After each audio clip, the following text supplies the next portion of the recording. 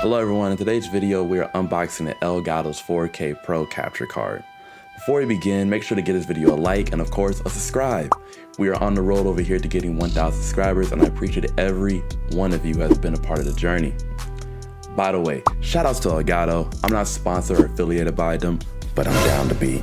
I ordered this capture card on its release date on a Thursday morning and it arrived on Saturday morning before my lawn guy even got started. This capture card prices at $279, includes 4K 60 HDR capture, 8K 60 HDR pass-through, HDMI 2.1 in and out, and it's optimized for the PC, PlayStation 5, and of course, Xbox. This version that I'm unboxing is the internal one that goes into your PC. There is an external one available for $249 if you prefer. Now, I'm not gonna lie to you, I'm really excited to get into this because my old Elgato caption card, which I love and I've made all the videos on my channel with, it makes the HDR when you use it appear really dry and lifeless. So I'm hoping with this new capture card, I can really make my HDR games pop. Anyways, let's get into it. Now before, once again, we have the front. You know we got the back. We got the bottom. We got the top. And I can't be remiss if I don't say we got that side to side. So what you're seeing here is you are gonna get the capture card. You're also gonna get a charging cable. Zoom in on there for you. All right, so go ahead. We have this pin we can pull. Open up this bad boy. Now a lot of people are gonna do unboxings like a fancy way, show you different camera angles and different things. I could do that. Well, I could try to do that. I don't know if I could do it, but we're just gonna go ahead and give you the raw, real deal Holyfield. You get the Elgato box in the back, some more literature, things of that nature.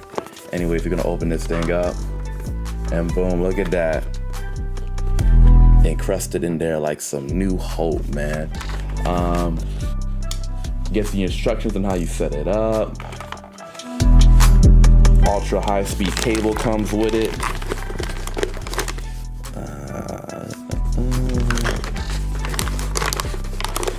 Hold on. Sorry, you gotta like pull it out the box. Okay. So first things first. This is the high-speed cable, the HDMI 2.1. You are going to need this. I think by now most of y'all are probably familiar with it, especially if you have the next-gen systems. The card itself. Hold on. So this is the capture card itself.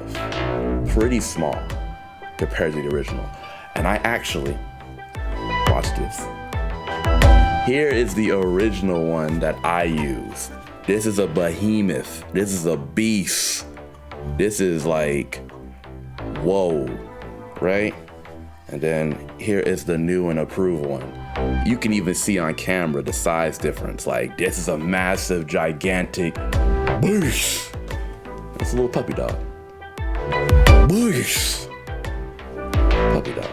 All right, we're not gonna do too much engagement here. I'm gonna go ahead and get this thing in here and we're gonna come back later in the video, kind of show you the differences, what it looks like visually. Super excited, stay tuned. What's up everyone? It's been about 2 weeks and some change since the unboxing, hence the change in my appearance. Now I wanna get into my time with the new capture card and give some pros and cons. Starting off with the pros.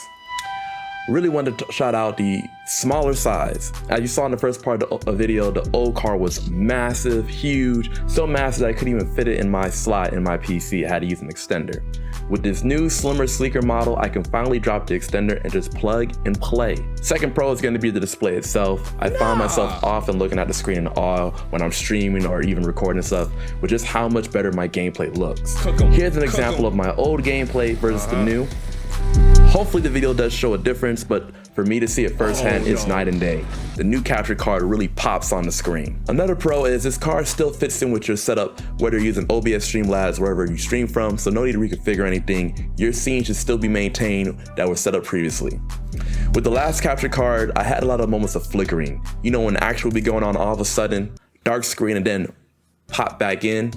I can say confidently this hasn't happened with the new card, and while it was rare with the last card, going down as never right now, knock on wood, is incredible. Lastly, one of my pros would be, there would be times when the screen when I would load my capture card would come in with green bars and some other distorted image on the old capture card. On this new one, I haven't had that yet, and trust me, I've been waiting. Every time I do start on my console, it comes on full image, no distortion, which has been a great thing to see. Now with all that being said, let's get into some cons.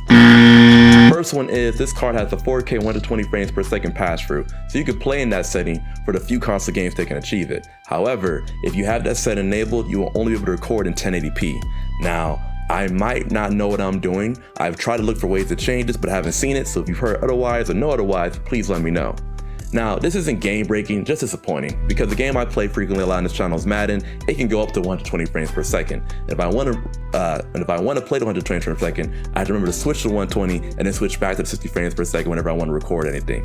So it can be a little bit of an annoying and tedious process. The next con is HDR recording. While this card enables it, it feels like it looks better in the Elgato Capture Utility program than it does on your actual game and display if you stream. Now, I admit this may be on me because when I first tried HDR, it was looking great on my HDMI 2.1 monitor, but washed out on my capture card and on the stream display.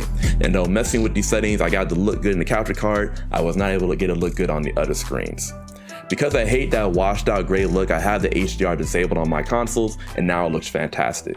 Now, if HDR is something you see a lot, but if that's a big part of your brand, you may want to think twice when coming to get this card. Now I want to give my overall review of the Elgato's new 4K Pro capture card. Overall, to give this capture card a strong 9 out of 10. While it's not perfect, the quality of life improvements and live performance make this a great investment. If you are using the old massive model, it won't be a huge upgrade, but you will come to appreciate what it does bring to the table. And while you don't have to rush out and get it, I would say you'll most likely end up with it more sooner than later. I can't recommend this enough for anyone who doesn't have a 4K capture method, but games in it in console, or on console I should say. The ability to record the game in beautiful quality will help you stand out, and for my fellow creators, this will make those shorts and clips even sweeter now that the quality is attached. For $279, this is a truly worthy investment, and I would gladly hit the purchase button again. Let me know in the comments below if I didn't have any questions. Let me know in the comments below if you have any questions I didn't answer, or even tell me what your experience has been with Elgato's new capture card. As always, it's your boy Vish for life. Make sure to like and of course subscribe, and until next time, peace.